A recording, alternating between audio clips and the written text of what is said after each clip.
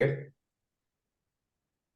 my name is Stefan Hartman, Iron Direct Primary Care. I'm here with Kelli Hanson, a registered dietitian.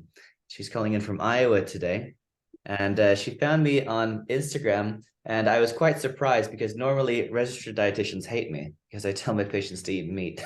But Kelli, here you're an exception to the rule. How'd you do that? Yes, so I was previously more of a vegetarian, vegan style eater growing up.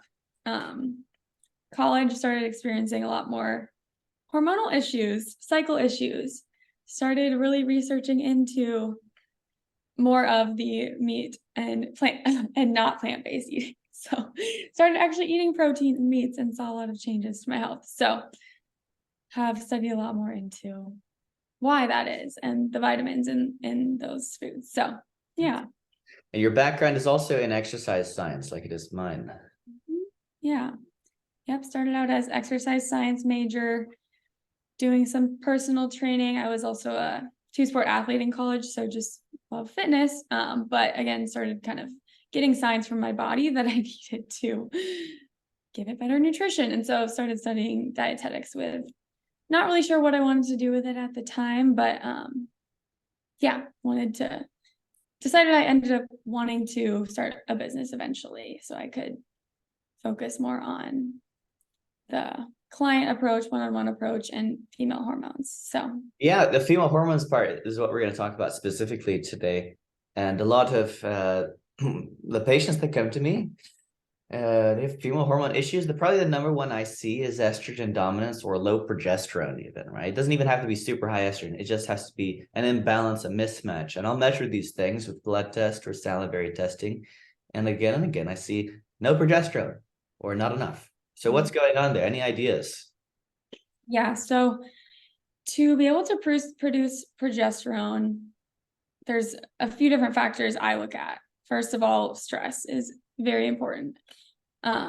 So what are their perceived stressors? What is their HPA axis perceiving as stress? And a big one can be under eating, low calorie diets, which typically when we're trying to lose weight, a lot of women are doing that. One could be a lot of exercise. That was, I think, a big thing for me because I was just doing way too much cardio, running. I mean, I was playing basketball, so that's a lot of stress on the body and wasn't necessarily replenishing a lot of those vitamins and minerals. And then just poor quality diet too could be part of it. Being on birth control for years and years, we don't necessarily know if we're low in progesterone because we're not getting a natural cycle. So that may have been an issue for years and years. Then we try to fix it when we want to have kids. So there's lots of things. Yeah. Dietitian or nutrition wise, what can women do to improve this?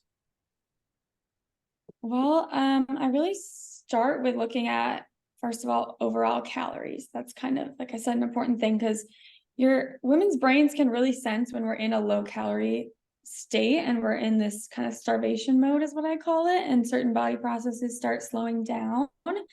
So start with that, then kind of start with protein, fat intake, overall vitamin mineral intake, and just try to assess what gaps we have. I was mentioning earlier, vitamin A is a big one that can kind of mimic some of these symptoms of maybe PCOS. And we don't get a ton of vitamin A in our current diet, standard American diet. So yeah, and then, I mean, insulin resistance is a huge, huge issue. Do you test fasting insulin? All the time, routinely. Yeah, and do you quite often see it's high? No one can get below 5 typically, unless they're like a super athlete. Everyone's running high. Yeah, so learning habits that help regulate insulin. So splitting our carbs up throughout the day, pairing carbs with proteins, exercising, strength training. I mean, those things all make a difference too. Sleeping and mental health. They're all tied together. When we have unmanaged stress and trauma, that will also potentially impact progesterone. Yeah, I tell patients the most important test, if you're going to choose one, is probably the fasting insulin level, if you have to choose one. Yeah. you want to catch it before it becomes like a high A1C, right? Most Yeah. of my colleagues out there, they're testing A1Cs, great, but that's a late stage diagnosis, diabetes. You want to catch it when it's insulin resistance, where you see a high fasting insulin. That's the signs of it. What's blew my mind is I've known about that for like over a year now. I started learning about that, and no dietitians really recognize that. There are some, but like the ones I like kind of learned from in school and things, that was never really mentioned as a test to do, and it costs very little. Very little time. Yeah. Um, yeah, it's the preventative testing is not really there.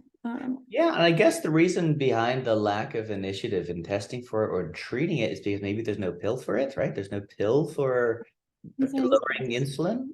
No, I mean there's metformin, there's Yeah. inositol is a great supplement. I've had some clients have really good results with just with food cravings, because when we're more insulin resistant, eating a low protein diet, we're gonna be craving carbohydrates. Our body wants quick sources of fuel. Plus stress plays into that. So, I mean, a lot of what I also work on is like just getting people to be okay with changing their habits. Eating meat is a big barrier for a lot of women. They just don't want to do it. They don't want to cook it. They don't Yeah. like it. Yeah. So, I mean, that's also a big thing. And then there's all the, vegan diet culture out there too that makes people think it's okay. And I also don't judge people based on their food preferences. There are some cultures that just eat more vegetarian style, but I just want to make sure they're still getting a good range of nutrients.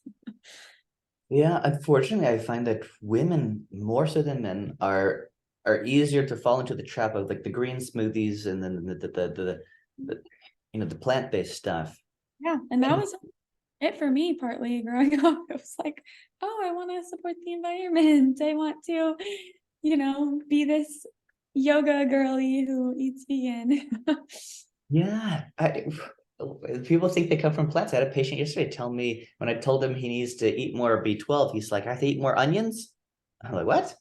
Yeah, and spinach, people at the greens. I'm like, actually, no, those will potentially block other nutrients if you eat too much. So, I suggest patients trying to get more specifically oysters and mussels for B vitamins. Where do you tell patients to get the B vitamins from? well, I mean, I try to get everyone on a good quality multivitamin, but like meat, really, meat and eggs and fish, to just cover a lot of gaps. And I'll do beef liver for vitamin A. Yeah, I'm starting to recommend that as a supplement as well. Haven't really cooked it for myself yet. Oh yeah, there's ways you can I make know. good beef liver pate. Yeah. Leberwurst.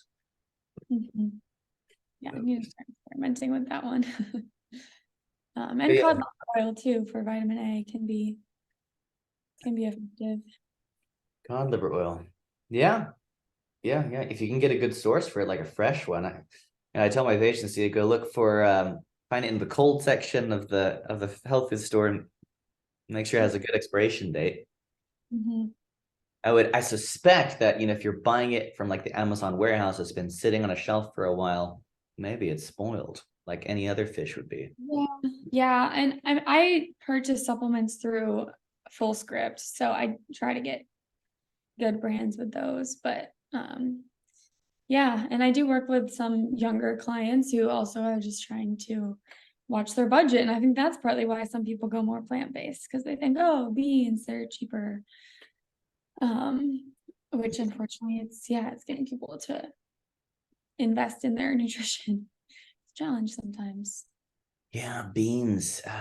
Yeah, a lot of people will be eating beans. I don't know. They don't sit well with a lot of people. They're Mhm. highly fermentable, right? Yes. Uh, you work with any people on the low FODMAPs diet? I really haven't too much. Okay. Um, oh, It seems to be a good symptomatic treatment of people who have high overgrowth of yeast, maybe in the gut. But I try to actually treat the overgrowth of yeast in the gut. I think the FODMAPs diet is just basically, for people who don't know, it's just like a diet where you just avoid foods that are highly fermentable that Mhm. yeast might like to eat and grow and ferment in your gut, and then you have a lot of gas in your gut. Mhm.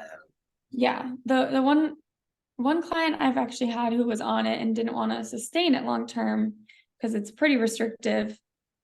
It ended up kind of correcting some things with just eating better quality overall. So sometimes that is the case, and working on a lot of gut issues seem tied to the nervous system and balancing out stress in the nervous system. But yeah, there's a lot of good dietitians out there doing digestive health stuff and more testing in that. So yeah. Everyone has problems with their gut. I find that most people have a level like leaky gut syndrome or overgrowth of yeast and bacteria from years of taking antibiotics, birth control pills that Yeah. precipitate Yeah. these dysbiosis. Hmm. Yeah. People will have symptoms of gas and bloating in the gut, poor digestion, very common. And then when you put on a more animal-based diet, as I do, oftentimes those symptoms will improve, maybe because it's lower fermentable. And maybe you're Mhm. starving some of the yeast or Mhm. bacteria overgrowth. Yeah. Usually they start feeling pretty good Mhm. after I do that. Yeah. So what are your typical recommendations for fiber? Fiber. If I'm gonna do one, I suggest getting like a really good unpasteurized kimchi or sauerkraut. I think those are Mm. fantastic, good prebiotics as well as probiotics in those. You get a 2-for-1. And it tastes good. And I think there's less plant defense mechanisms when you have a fermented food Mm. like this. Yeah. Hmm. Yeah. Yeah, I'm not one for eating a whole bunch of plants. I don't. My parents raised me macrobiotic, and that's a really weird diet. I don't know if you've ever heard of it, but it's primarily grains and plants. Really? Oh yeah. And I was a little boy, and I looked at myself one day in the mirror sideways. I looked at my belly. It was like this big, like poo belly. I looked at myself. I thought I was Winnie the Pooh, and I was like, I don't want to look like this. Like this isn't right. Have they started changing how they eat when Oh you? yeah, no, my parents are now animal based like I am, and much better health for it too. But yeah, I was not very well back then. I also had like this skin rash, this corner of my mouth for like 4 years when I lived in Italy. And it was Milan, Italy. So there's a lot of pollution in Italy. So maybe it was from the pollution because when I left Italy, it went away.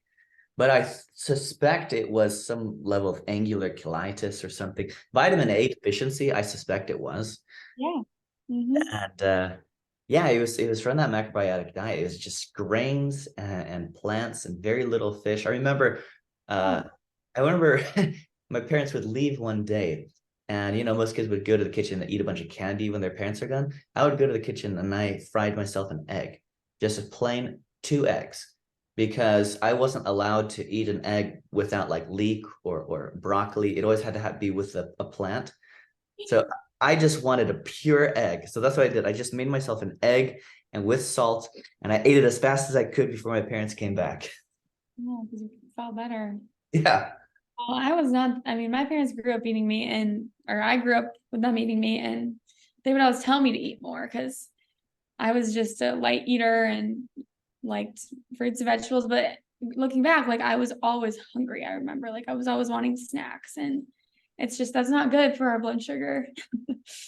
And then college was kind of same thing, but just more coffee and caffeine in there to suppress the appetite, which also just not great for hormones. And um, so yeah, it makes sense. When I was around 20 and just started having, so actually I went on birth control for about 3 months when I was like 19 or 20 around there.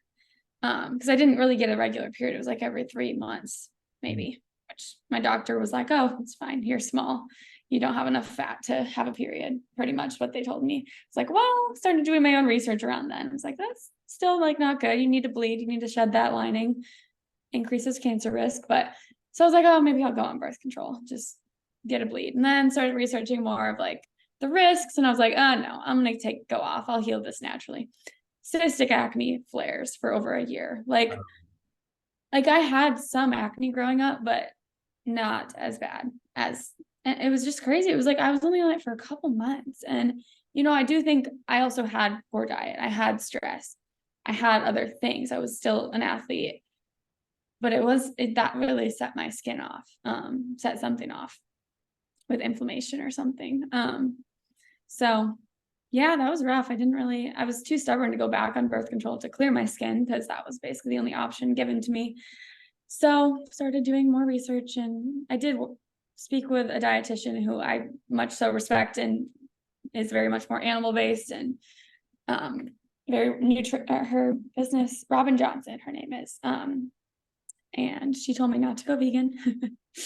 Told me to eat more protein, and I did a Dutch test as well to kind of look at what was going on. But I was still like, but what do I do with these results? Like, things are off, but what do I do? So it was when I got more into the lifestyle and nutrition, and I didn't want to spend too much on supplements, but some of the good quality ones. You were able to fix your post-birth control's cystic acne with mostly diet? Yeah, over time.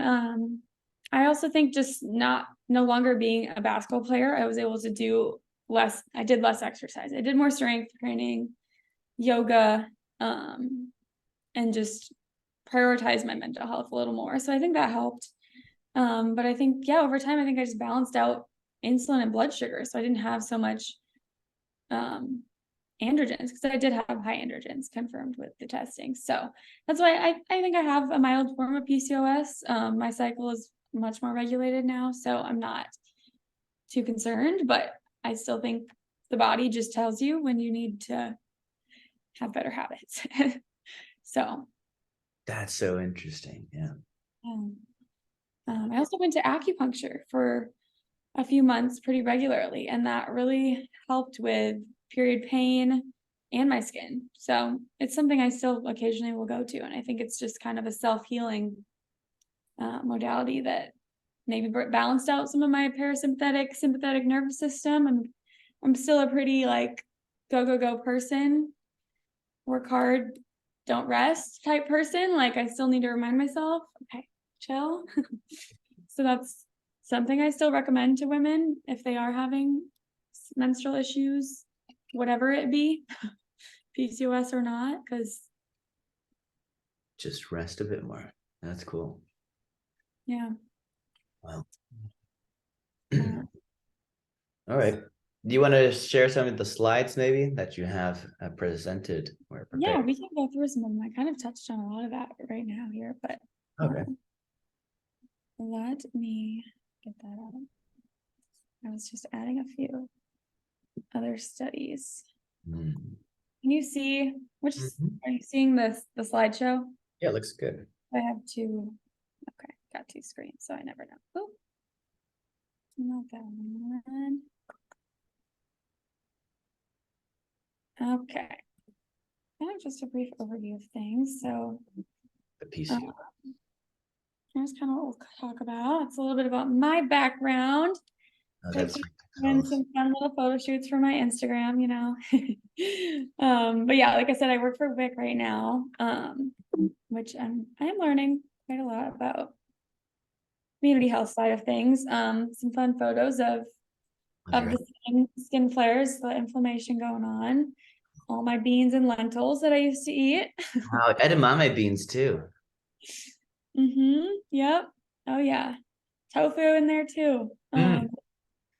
So, I don't know if you're familiar with the 4 phenotypes of what of PCOS that they have now. No, what is this? So, so the 4 phenotypes are the most common one, phenotype A. Around like 70% of cases have been recently found to be this one. So you kind of have the whole haul of things. You've got the high androgens, menstrual ovulatory dysfunction, and the scan will show polycystic ovaries.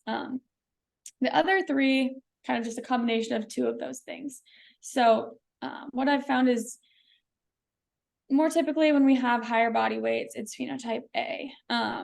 But there can be people with leaner body types that have these symptoms, and they don't have maybe as much risk of long-term diabetes, heart disease, but still you can have those other symptoms with irregular cycles, potentially impaired fertility, which is a big concern for a lot of women.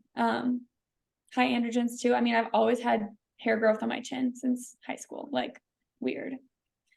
So that's one sign of high androgens is abnormal hair growth. And insulin, blood sugar, big player also in the androgens. So the Rotterdam diagnostic criteria is one of the more common ways to diagnose PCOS. So if you have 2 of these 3 things, you may have PCOS. Kind of a gray area still. But I've actually recently read that some studies are finding that you shouldn't look at the ovarian scan until 8 years after your first period. So that's something I just learned, that, you know, that's kind of why it's hard to diagnose at younger ages and actually do those preventative things. And we just slap birth control on it to fix it. That's an easy fix. Or it sits and manifests until later. And getting women to consider going off birth control is quite a challenge also. It is. It's a discussion I have pretty routine. It's a whole discussion. So yeah, here are kind of the main symptoms you can look for. But there's also an oily skin. That was my childhood. Yeah, and there's other things that cause these things. So here are a few of the potential overlapping causes. I mentioned the vitamin mineral deficiencies, imbalances. I put disordered eating on here because to me that is typically low calorie diets. It isn't always an eating disorder.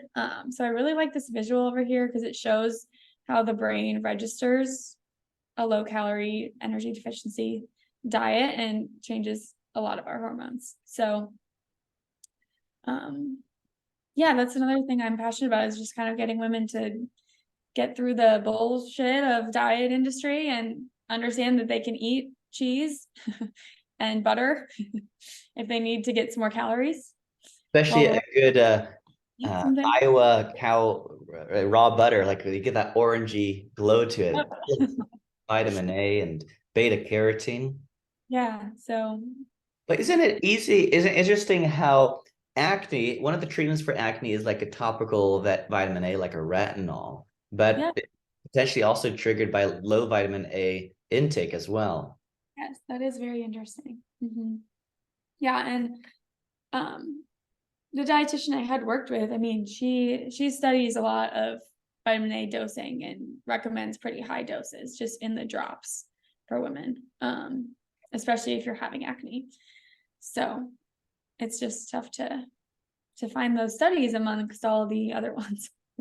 I found a really cool study the other day about treatment or prevention of measles with vitamin A, and did the studies in Africa on this, and found that vitamin A supplementation decreased the amount of death from measles.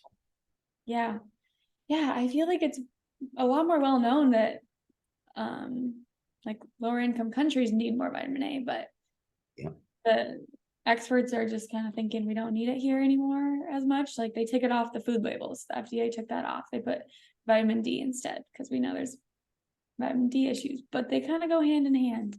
They do. Yeah, it's interesting. Adverse childhood experiences too. I don't know if you're into looking at trauma and how those things impact, but yeah, it impacts our nervous system. So I have a friend who does a lot of trauma healing work. He's into neuroscience, and he's found a lot of his clients, he measures their metrics with a Whoop band, and a lot of their blood pressure, heart rate, things change. And I mean, that can really impact what looks like PCOS if you fix those things. But that's a whole out of my scope, a whole lot. But yeah, and then lifestyle stress. So and then the androgen rebound effect was what I believe I experienced. Oh yeah, because women then they'll get roped into getting back on the birth control by their primary, like, oh, just here's the pill, it can fix it again. And I see many women going back on this pill, and against my recommendations, because it's quicker, I guess, just see the results. And what I have a guide I've written, like I don't know how many pages, it's pretty long, but about just, okay, if you're going to do that, let's work on those root causes while you're on birth control. that could help, I think when your body's in a less stressed state, you've replenished some of those nutrients, you're taking care of yourself, you may not have that effect that I had. So that is something I have tried educating on for sure. So this was a good study I found on just changes in inflammatory markers being on the pill, and women with PCOS may already have more inflammation. So does it really help with that? I will say there are some people who experience right after they come off, the androgens are still lower, so they might get pregnant right after they come off. How long that effect lasts, I'm not sure. The androgens are likely going to go back up when you're off birth control, so then, yeah, still may not help long term. But and then there's some confusion about the name PCOS. It's not the same as having an ovarian cyst over here. Like it's small undeveloped follicles is actually what's going on. And so there's talk about changing the name to estrogenic ovulatory dysfunction or functional female hyperandrogenism, which I do think maybe would make more sense. But so, and then yeah, the risks long term, infertility is a big one, metabolic syndrome, potentially cancer, especially if we're not bleeding, we're not shedding the endometrial lining. That is why a lot of doctors will prescribe oral progesterone or birth control pills. And yeah, I was talking to another dietitian who is one of my main mentors. She's been in functional medicine work for a long time. She's 60 or 70, and talking about the use of bioidentical progesterone. I don't know if that's something you use. All the time. Yeah, and so it's figuring out if that could help and doing the right amount of testing. But unfortunately, that's just not used by doctors. Why do you think that is? The bioidentical form. Why are we using the fake form? Oh gosh, well, I don't know. I guess it was that's where the research comes from. When they studied the birth control, it was a synthetic one. And the way you get a drug to market and patent it is it has to be a unique molecule, and you can't patent a natural molecule. So obviously the research and studies is going to be on a synthetic one. Yeah, so that's basically it. I mean, and it's not the same. No, It has negative effects. not the same when you give something synthetic to the body. Yeah, but there are quite a few studies showing higher rates of anxiety and depression among women diagnosed with PCOS, as well as disordered eating. One theory is that their sympathetic nervous system is more sensitive, potentially, or it could be the symptoms causing those things. It may just be a vicious cycle. So I will say, yeah, having lots of acne was not great for my mental health. Not fun. So yeah. Then we kind of talked about the insulin resistance. It's very common among not just women with PCOS, but it does, cause it's a synergistic effect with the androgens, insulin. So if we can really target nutrition to help lower insulin, as well as potentially inositol, metformin, fasting. I'm starting to study a lot more about fasting, and I do think it can really help lower insulin. But when we have high lifestyle stress, high cortisol, it doesn't always pair the best. Is that your experience, or how have you implemented fasting with your patients?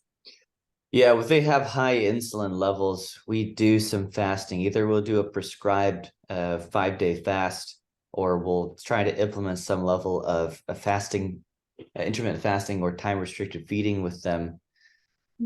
Or we just try to increase their training volume and their training intensity. That will also help lower insulin levels, and they just improve the diet. And that's how I do it. I don't do fasting. It's because I train so intensely and I need to eat.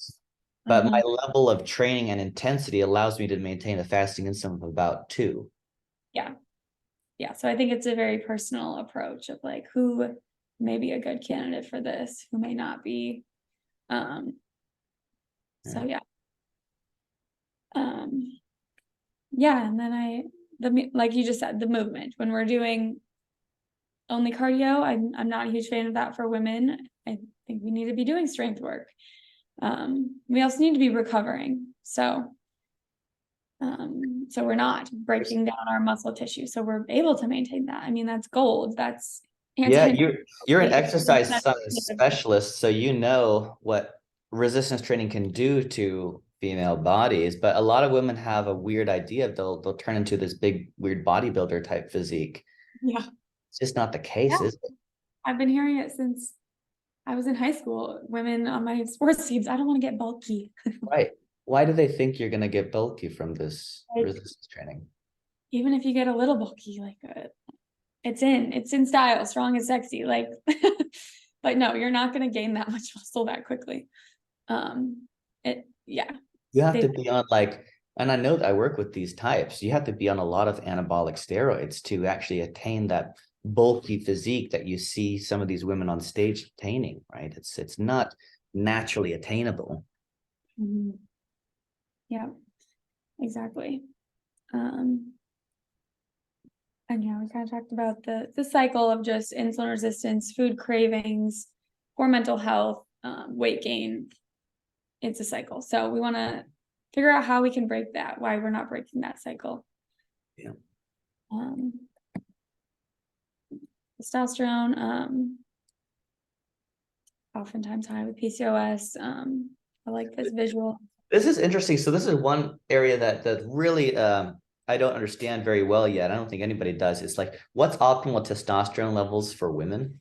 And I see it in men, like all men are like low testosterone, but in the labs that I've been looked at in women also seem to be low testosterone too, for the most part. I mean, I'll see the sometimes the PCOS that'll have the high testosterone component, but overall, everyone's low testosterone, whether they're male or female.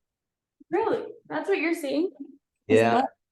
Low testosterone levels. I've heard quite a few women tell me they have high. I feel like just still the testing ranges and how to test and when to test hormones is still debated. Yeah. The women, they'll probably fluctuate throughout the month depending on when you test their levels, and their testosterone will be all over the place. Yeah. Typically, I will test during the luteal phase, day 21 for women. And I get a picture of what that looks like, at least. Yeah. And some people's cycles are just so irregular that it's very hard to know when to test. Yeah. So, there is one test. I've only had one woman complete it. It's like this month-long salivary hormone panel by Access Labs. Yeah, so you get like a whole trend over the entire month of what their levels are. It's pretty cool. And only one has been able to complete it because it's so complicated to test. You have to let me know what that is. Pretty fun. Yeah, I have would like this one lady, she tried like 3 times to do it right, and she finally did it. So I'm like waiting for the results to come in.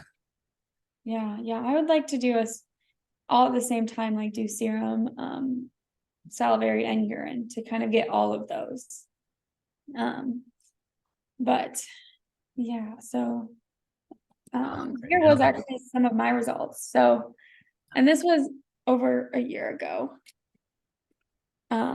Look at your DHEA production. A little high, yes. DHEA is high. Progesterone's pretty low. That's going to contribute to acne too. If you have a high DHEA, your skin's gonna be so oily.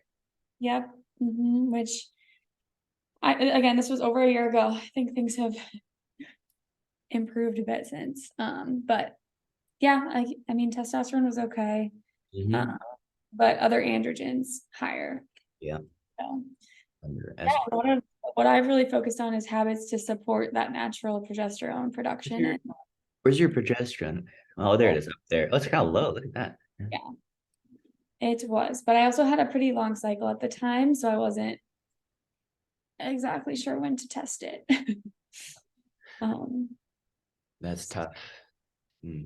Yeah, that's the trick with testing women's hormones. It's not easy. You can send a man to a lab any day. You kind of know where he's at. Women, it's so you can test multiple times to trying to figure out what you're looking at. Yeah. And then, yeah, I just think the whole mental health acupuncture side of improving hormone health is very interesting, because there's thousands of nerves connecting to our ovaries. I mean, and I've been reading a really good book about how like sexual health is related to trauma, and kind of mentioned that earlier. So there's a lot more to it than just nutrition. I definitely recognize that. But have you heard the Pregnenalone Steal theory that The high cortisol and low progesterone, that's a common one. yeah. Pregnenalone Steal. Yeah, I can describe that one a bit for everyone.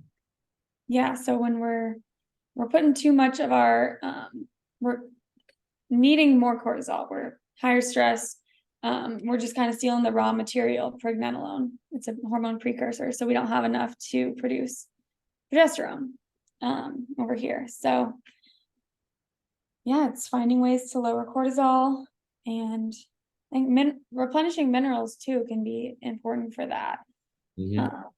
Sodium. Yeah, so we feel less fatigued. So yeah, international guidelines saying combine lifestyle interventions with medical treatments to treat PCOS. So still a lot of use of spirulactone, metformin, and birth control. And Pregnalactone to suppress the androgens. Yep. But if we don't fix the insulin long term, it's still going to be there. So some of the nutrition approaches I implement would be figuring out what the best approach is, like I said, for your mental health, and that you're gonna be able to lose weight. Is it doing some fasting, or is it focusing more on just eating good quality, doing low to moderate carb, making sure we're getting in healthy fats, proteins in the appropriate amounts, and then some probiotics, some fiber can have its place. Like I said, vitamin A, vitamin D are huge. Monitoring how the labs are changing.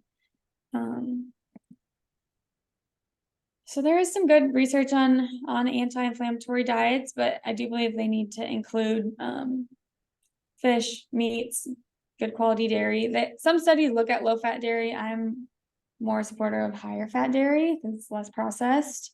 I don't know what your thoughts are on dairy, but yeah, I know, like when my fiance Logan had acne, she had to cut out dairy, and she suspected it because of the high IGF-1 component of dairy. that is sometimes the case with acne. So not everybody do recommend a lot, especially milk, but I'll suggest like unpasteurized dairy, because there's yeah. a lot of variables. When you pasteurize dairy, you remove a lot of enzymes that are anti-inflammatory, antimicrobial. Just take lactoferrin, for example, has anti-inflammatory, anti-cancer effects, and that's gone when you pasteurize dairy.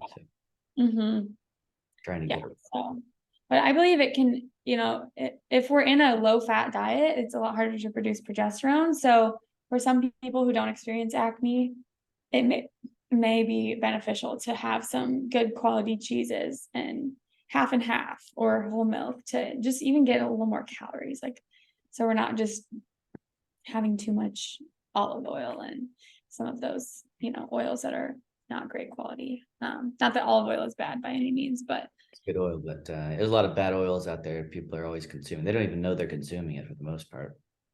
So yeah, I mean, aim is to lower inflammation and insulin. These are some of the medications we mentioned that are being used. Supplements, vitamin D, omega-3s, or cod liver oil. Making sure we're getting enough B vitamins. Myoinositol, D-chiroinositol is a very, very popular one in PCOS research. If you have PCOS, you've probably heard of it. These are some other ones that can be used in the right.